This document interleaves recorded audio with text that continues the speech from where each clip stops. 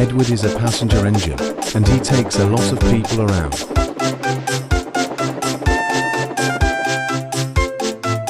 But then one day Sir Topham had an idea. So Edward got longer, and longer, and longer, and longer, and longer. Edward got so long when he rested, he started getting in people's way.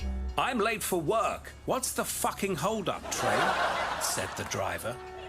A little old lady shouted to him, "Get fucked!" A little girl crawled underneath.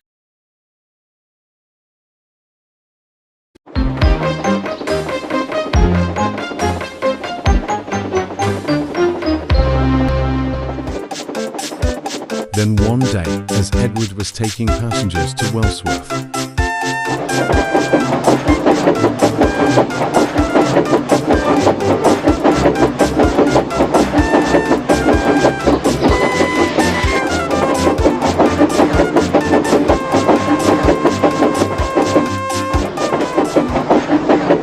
he didn't notice he was going too fast.